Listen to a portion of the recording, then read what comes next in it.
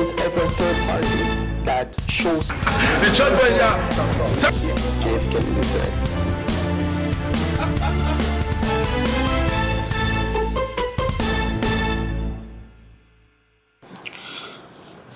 All right. Ladies and gentlemen, my name is Ukela Prince, and I'm glad to welcome you to Talk Your Own. Today, I have a very important personality, a very important guest that is here right in the studio with me. And is no less a person than someone that I believe most of you know very well. So I want to welcome Honorable Carlton Darby. Honorable, it's nice to have you in Talk Your Own. Thank you. It's a pleasure to be here. Wow, you look good as usual. You know. Thank you. In fact, you are getting. It seems you are looking younger. I saw you 2 weeks ago, and if I'm not mistaken, and since then till now, you are looking younger. Thank you. Wow. So how's it been? It's been pretty good. It's been intense, especially with the issues and the challenges that we're facing with elections, Canada, and the party. But we are on top of what is happening. Our team is very strong, and we are monitoring that progress. Wow. All right. My beloved viewers, Honorable Carlton Darby is the leader of the United Progressive Party of Canada. And this is a party that was unveiled a few weeks ago as well, or was it a Thanksgiving? What do we call that event? Well, it was renamed, but we were first approved as a federal party in 2019. In 2019, we contest our first federal election. We had 4 candidates. We fielded 4 candidates.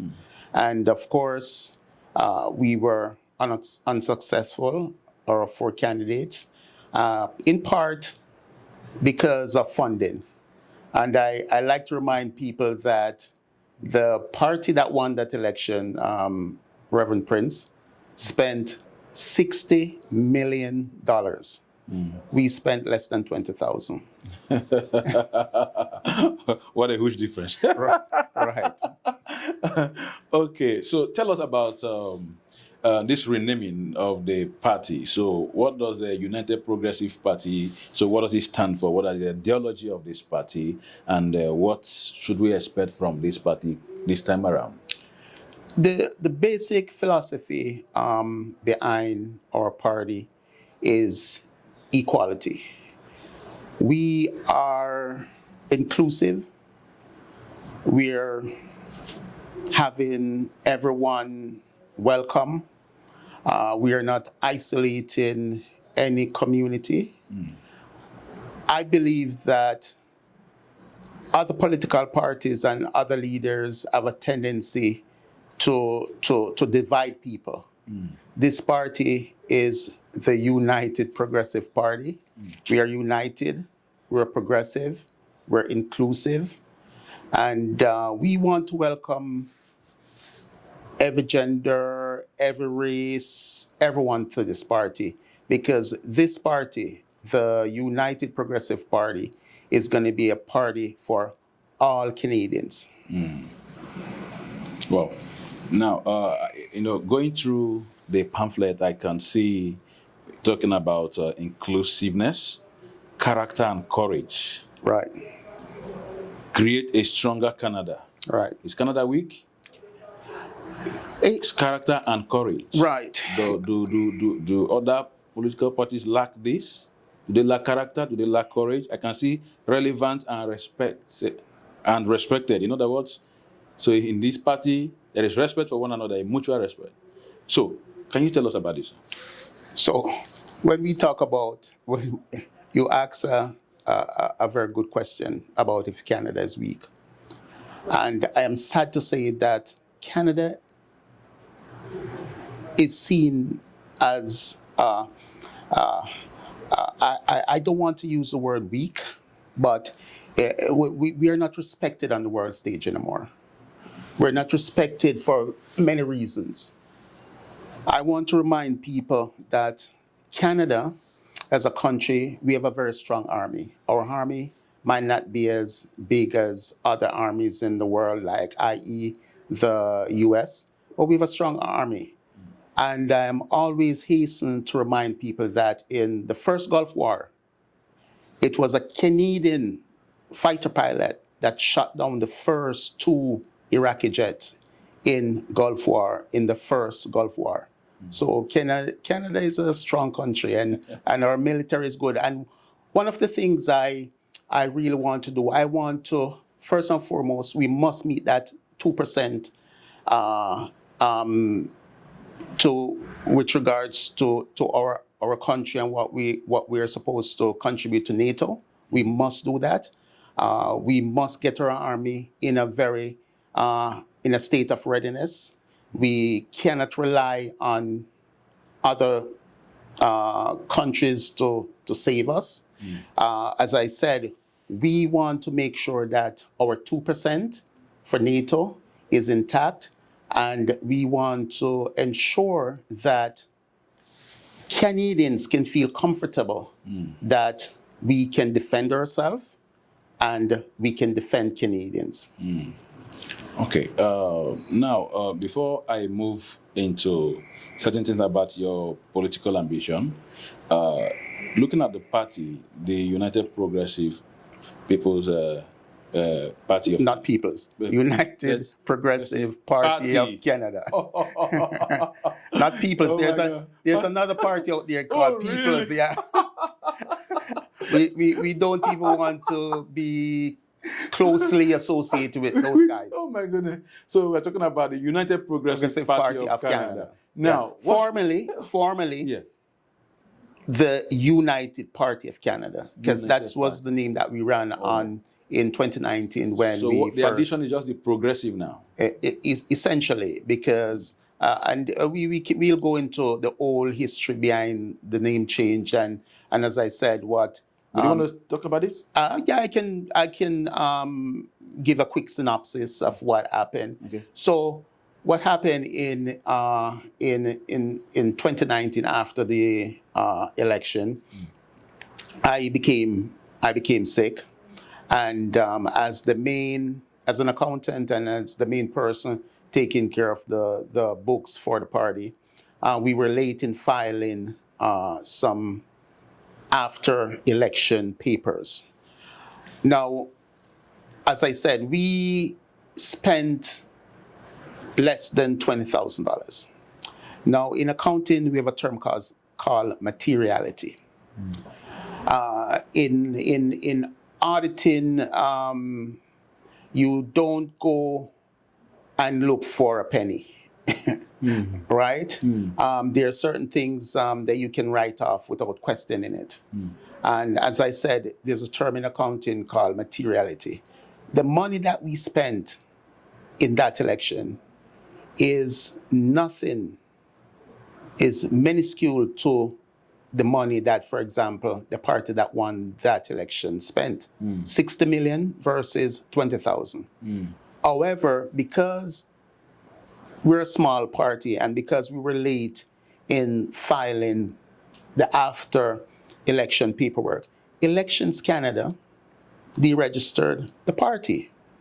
Now, when I had a major surgery done, and after I recuperated a bit and I contacted Elections Canada, they told me that, well, they were just following the act, the Elections Act. Hence, they deregistered the party. I reminded the person I was speaking to that the act also stated that for a party to be deregistered, the leader must be duly notified. And duly notified means that they should essentially serve me a notice that should be acknowledged in the terms of a signature. That never happened. However, on one hand, they are following the act by deregistering the party, but on the other hand, they're not following the rules. So I was very troubled by that situation. And to compound the entire situation, after they deregister it and we decided not to put up a fight, and of course we have a lawyer. As a party, we have to have a lawyer. We have to have auditors to be compliant with the Elections Canada requirement. We did not put up a fight in terms of protesting the deregistration. What Elections Canada did was to give that name, the United Party of Canada, to another entity. Oh. Now, I want people to understand this. How does it make sense that you're telling us that we cannot reuse the name as the original owner of the name? However, you're going to register it to another entity. And then what disturbed me is that entity is led by a guy named Trudeau. Prince, I am really disturbed. I'm really disturbed because I consider it, and my team, we consider it as what they call in the States catch and kill. So all these guys did was to take the name from us, give it to another entity so as to kill the name. I guarantee that parties won't be contesting an election, and that is wrong. And Prince, I'm a Jamaican by birth. I am living in this country 32 years. I believe in Canada. I love Canada. But I can see that the leaders of the political party now are descending into real dirty politics.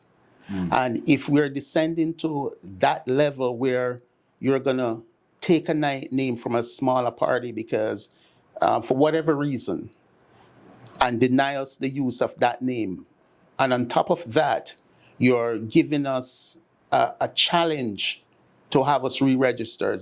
It says something about our country, and it's not good. And I'm telling you, I'm absolutely disappointed. What was the act the electoral act that was actually that was the basis for this deregistration? So they're saying that you have a time period to file the necessary paperwork after an election. I can't remember what the time period is. However, as I said, I became seriously ill, and there was no one to finalize the paperwork. So they are right there?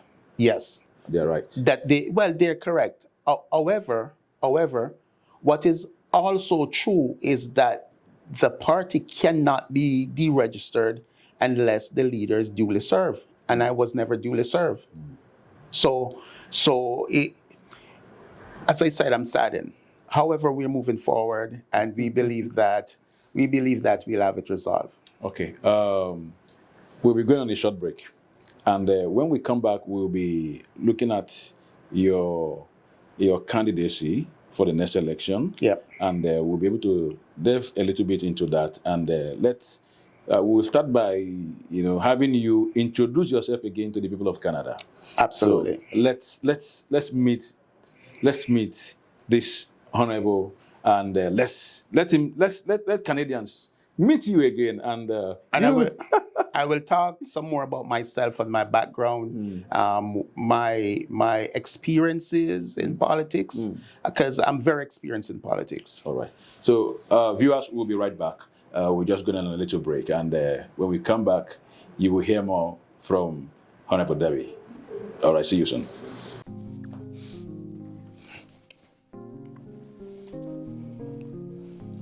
Hello, everyone, and welcome. I am Ukela Prince, and I'm thrilled to introduce to you something truly special. Over the past few months, we've been working behind the scenes to bring you a brand new television experience that will give you a voice. Talk your own. This is a platform where your stories, your opinions, and your creativity take center stage. This is more than just another TV show. This is a community where you can share your passions, discuss ideas, and connect with like-minded people from all over the world. Welcome. It's time to talk your own. Ciao. All right, my esteemed viewers, I want to welcome you back to Talk Your Own. And I have been on set with our own Honorable Carlton, Darby. Now, before we went on break, so I was saying that it would be lovely for you to introduce or maybe reintroduce yourself to Canadians. So can we hear you, sir? Canadians wants to hear. I am Carlton Darby. I am an accountant by profession. Can you look at the camera? I'm also the owner of a medical company. We primarily sell medical equipment and supplies. Our market is overseas, the Caribbean. I'm a father, and I'm a Christian by faith. Before we go, I was saying that I have extensive experience in politics. So again, I'm Jamaican by birth. I'm living here 32 years, more time than I lived in Jamaica. So Canada is my home. We're not going anywhere. I have the awesome experience to observe the running of a small country from behind the scene. And what do I mean by that? My ex-wife worked in the office of the Prime Minister of Jamaica. And the Prime Minister in those days were a man called Edward Philip George Seaga. And she was on his team. I had the great fortune of being in the back of very important meetings, visiting the personal residence of the Prime Minister of Jamaica. I had opportunity to be at parties there while very important people are visiting. I had the opportunity to see many things. I observe, I respect this man because of his commitment to a country.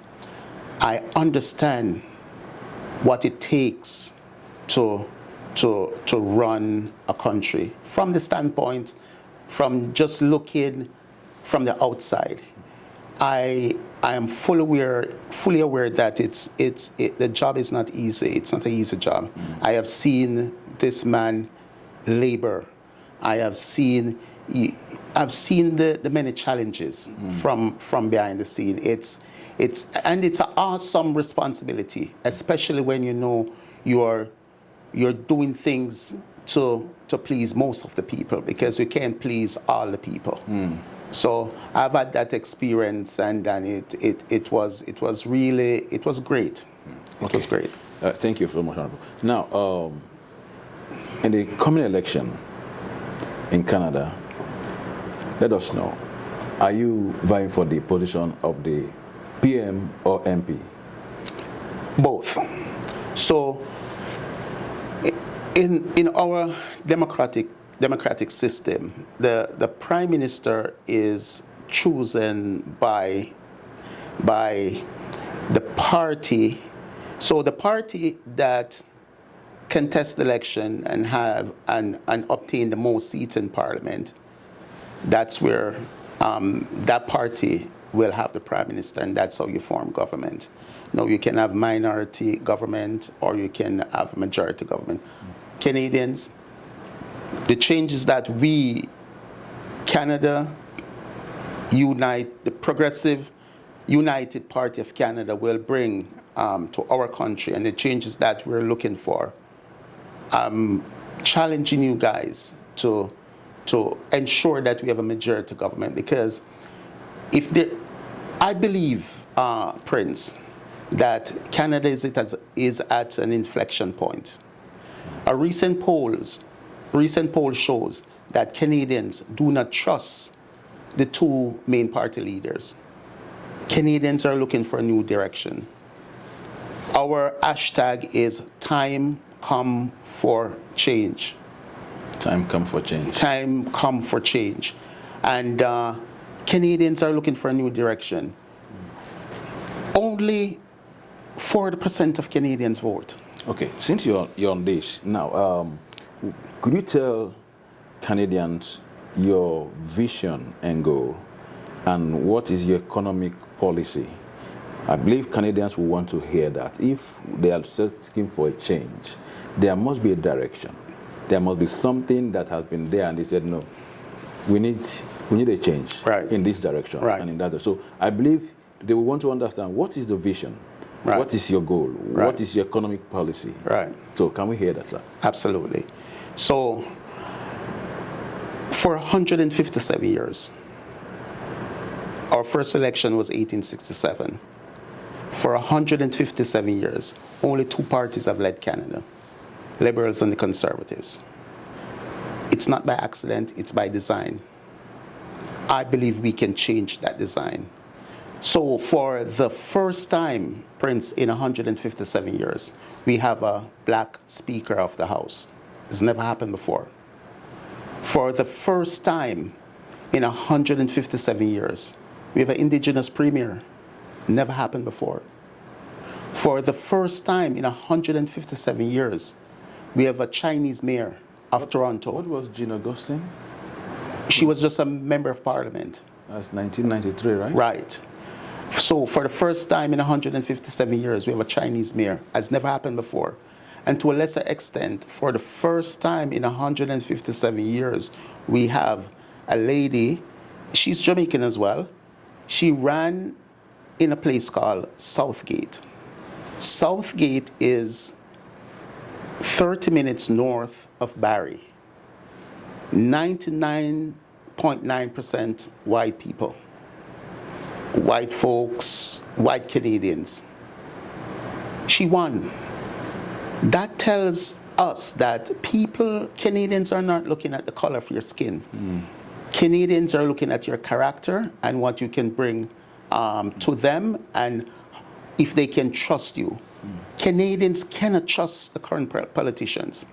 Now, with respect to policy, and I want to be very clear, we hear our Prime Minister and leaders of the two main political parties talking about Canadians cannot buy food. That is a shame. That's a travesty. So the first thing that we will do once we get into power, and it's not going to be easy, it's going to be tough, but we have to overhaul our entire tax system. Our tax system is too heavily based on production and not consumption. And I'll explain that a little bit. And while I'm on taxes, that capital gains tax that this current government increase, it's a joke. It won't do anything, and it's affecting. They're saying it's for rich people. It's affecting ordinary Canadians. It's not about rich people. It's affecting ordinary Canadians. So we're going to roll that back day one. But we need to have a comprehensive reform of our income tax system, Prince. Right? We need to move from a production base to a consumption base. So what we will do as a party, and as I said, I'm not going to promise that it's easy, and I'm working with economists right now as we speak as to how we can implement this change.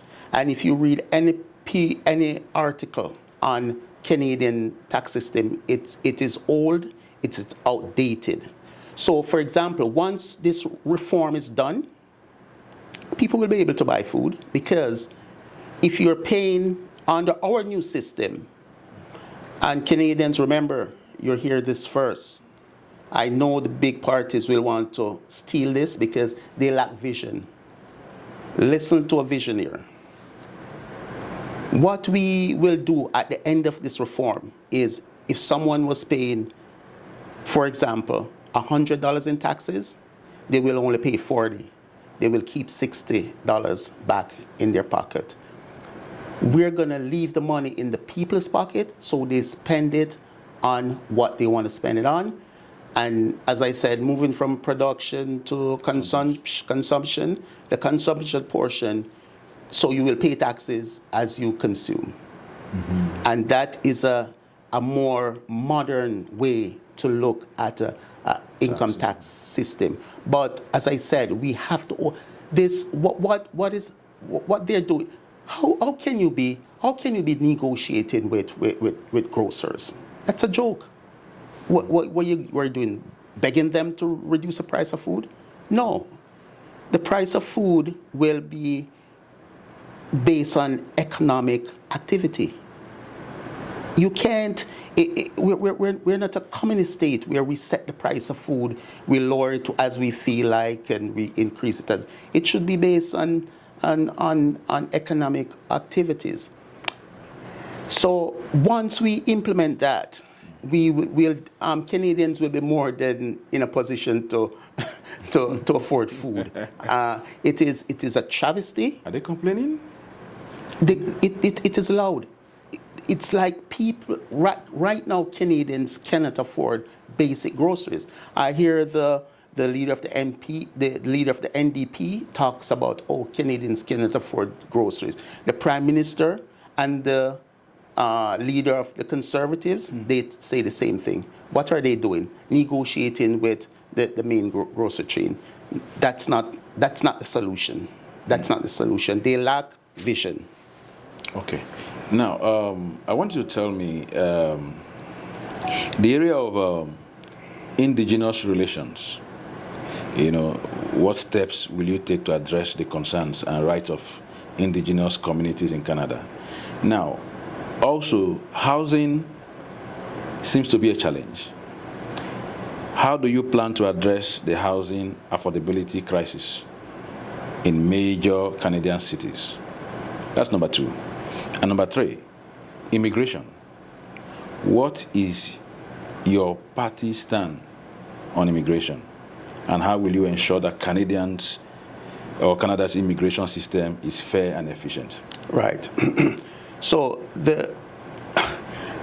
I do not want to even begin to speak on issues of the indigenous people, because they have been marginalized for decades, for years, for more than 157 years. There are issues that are still outstanding in the indigenous community. I am probably one of the only and first politician that was invited on the Rama Reserve. And I have met with one chief there. So the indigenous community, they have a friend in me. With respect to the housing, again, the main problem we have in the housing is the issue of taxes. The taxes that they are the city taxes, the building permit taxes, so many add-ons. The permits are slow in coming. We have a concentration in certain area. We are not built out. There's no opportunity to move out of the central area. And there are just too few houses for the population. So this Prime Minister, Trudeau, who is a divider, brought in 900,000 students last year. Now, anyone with just small amount of common sense would know that that's not workable. It's not feasible. Hence, we have rooming houses.